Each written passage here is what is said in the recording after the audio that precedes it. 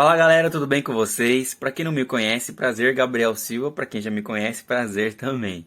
Bom, vamos a um vídeo comparativo entre a sonoridade de quatro palhetas diferentes.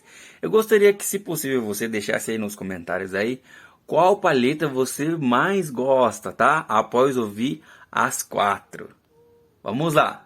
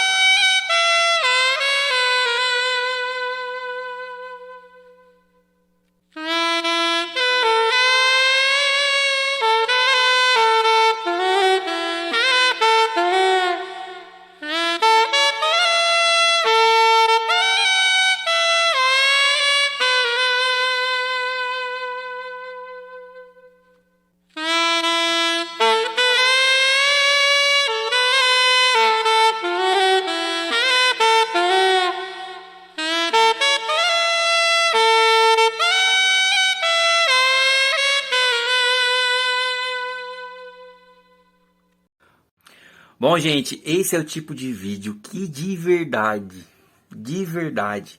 qualquer saxofonista que seja um pouco mais maduro ou que já tenha uma certa vivência no mundo do saxofone odeia assistir ou fazer. Sabe por quê? Porque o saxofonista sabe que a sonoridade não está apenas no equipamento ou na palheta em si. Isso é uma coisa que é uma junção de fatores. A escolha do setup, ou seja, lembra do vídeo que eu postei o vídeo passado? A sinergia, ela é uma coisa que é multifatorial e não apenas uma palheta faz o papel decisivo. E muitas das vezes nós como saxofonistas achamos, olha, palheta tal, boquilha tal, com número tal, com raspagem tal, é a melhor. E não, eu vou deixar para vocês aqui verem o meu relato sobre as quatro palhetas aí. E eu quero ver se você vai se surpreender com o meu relato das quatro palhetas, tá bom? Estão as quatro palhetas em ordem, tá? A primeira é uma D'Addario Select Jazz 2M. A segunda é uma Gonzalez, número 3. A terceira é uma Rigotti, a Jazz, número 3. Essa daqui eu não sei dizer se é a Medium ou se é a Light, mas não é a Strong. Essa aqui é uma 3 clássica, essa sim é Strong. O que eu posso dizer das três palhetas? As três não estão com a numeração e a raspagem adequada para minha embocadura, para minha sonoridade. Ou seja, as três não estão em sinergia com o meu setup. E mesmo assim, uma palheta muito leve, uma palheta muito pesada e mais dura, eu consigo ter um rendimento. Por quê? Porque eu entendo qual é a correção técnica que eu preciso fazer, tá bom? Então, depois eu vou fazer um vídeo só sobre isso, só sobre você entender tecnicamente quais são os mecanismos que você precisa fazer para acionar e fazer a sonoridade acontecer no saxofone.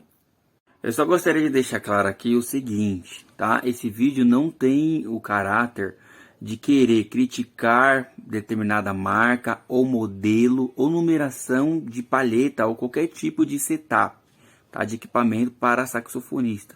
Tem apenas o intuito de expressar aqui uma opinião sobre o uso adequado do equipamento. Muitas das vezes a expectativa do músico, do saxofonista, ela troca a prioridade do mesmo em achar que o seu rendimento está ligado a determinada marca, a determinado produto. E não, gente. Determinada marca e produto, ele precisa estar em sinergia com você. Ele é uma ferramenta que precisa ser utilizado por você. E aí você vai precisar de um autoconhecimento para conseguir eleger e falar: isso me serve, isso não me serve. Tá bom? Então, como vocês puderam ver, as quatro palhetas não me atendem tecnicamente falando. Embora eu tenha uma certa maturidade e saiba entender o que cada palheta, ou seja, mesmo a palheta mais leve com uma palheta mais pesada, a palheta com uma raspagem onde vai vibrar mais, a palheta que não vai vibrar tanto, uma palheta que o corte dela favorece determinada região e outra região não favorece tanto. Eu sei a ação que eu preciso ter como saxofonista para fazer aquele equipamento render. Então, o que eu gostaria de deixar de mensagem aqui para vocês é a seguinte, gente, não depositem a esperança de vocês ou o gosto musical de vocês apenas numa parte do setup, tá? Isso que vocês escutam, o resultado final, que você fala, pô, Gabriel, a palheta número 1 me agradou mais, ou a palheta número 3 me agradou mais. É apenas o resultado do seu gosto, da sua identidade, dependendo de como chegou no seu ouvido. Uma frequência mais aguda, uma frequência mais média, uma interpretação mais ativa. O volume também interfere nisso. O volume do som mais forte, o volume do som mais fraco. Faz você ter uma falsa impressão ou uma impressão parcial sobre o som e falar assim, poxa, esse som me agrada mais. Esse som é o melhor. E, gente, posso falar uma coisa para vocês?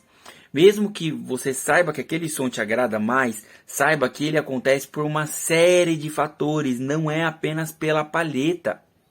Não é apenas uma pecinha, não é uma coisinha que vai fazer aquilo ali ter um resultado, um fator decisivo, né? Um resultado dominante. Não apenas uma coisa, é uma sucessão de coisas que vão fazer aquele equipamento render e ter o resultado. Ou seja, a raspagem da palheta, a numeração da palheta, o tempo de vida útil dela, como você sopra, o seu gosto musical, se a palheta timbra com o saxofone, se a combinação de palheta e boquilha timbra dentro do tubo do instrumento, dependendo do instrumento, como é o caso do meu instrumento, eu tenho dificuldade em fazer ele timbrar com boquilha de metal. Coisas que outros instrumentos meus já era diferente, eu tinha dificuldade em timbrar com boquilha de massa, mas o que aconteceu? Eu precisei ter uma vivência, uma experiência com o instrumento e identificar que determinadas coisas não aconteciam da forma que eu esperava com ele, né? E hoje em dia eu já tenho uma certa maturidade para entender essas coisas. Então, o que eu gostaria de deixar de recado para vocês aqui é o seguinte, gente, parem com isso. Porque eu quero uma sonoridade tal, então eu preciso adquirir determinado tipo de equipamento. Não vá por isso. Você precisa ter o seguinte nível de raciocínio quando você quiser eleger um setup para você, tá? Primeira coisa, o que eu espero? Qual é o tipo de som, de timbre que mais me agrada? Respondeu essa primeira questão? Certo. Depois você vai começar a montar o seu setup baseado nisso. Você vai procurar uma boquilha que mais vai chegar próximo dessas características. E mesmo assim você vai ver que não é apenas uma característica na boquilha que vai te deixar mais próximo desse resultado ou não. Porque mesmo as características da boquilha precisa casar com você. Você, exatamente. Dependendo de como você sopra, dependendo da sua capacidade de ar, algumas dimensões lá na boquilha pode te atender ou não. O que interfere na boquilha não é apenas a numeração, o quanto ela abre ou fecha, ela é aberta ou fechada. Não é apenas se ela tem rampa ou não. Existem outras coisas que interferem na sonoridade na boquilha, como o tipo de câmara. Já parou para pensar? Qual é o tipo de câmara que mais te atende? Se é uma câmera pequena, se é uma câmera grande, se é uma câmera média. A curvatura da abertura também interfere. Nossa, gente, é tanta coisa para falar sobre sonoridade, sobre rendimento, que de verdade, o vídeo aqui não caberia para falar sobre essas coisas. Mas o que eu posso falar para você é o seguinte: você precisa, na sua caminhada, identificar primeiramente qual é o seu gosto e como tecnicamente você é, né? Qual é a sua resistência no ar, sua força na embocadura, a sua capacidade ou a sua estrutura física, e depois fazer uma combinação com o setup, uma combinação com os equipamentos, e você vai ver que às vezes com boquilhas ou palhetas que você nem imaginava que seria o mais indicado, você tem um rendimento bom.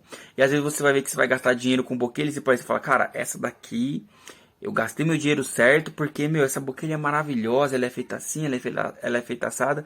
Quando vai chegar junto com você, o rendimento é totalmente diferente, é outro, não é aquilo que você esperava, tá? Espero que vocês tenham curtido aí ouvir esse vídeo. Se curtiu, aguardem as cenas dos próximos episódios aí, tá bom, gente? Fiquem com Deus e até mais.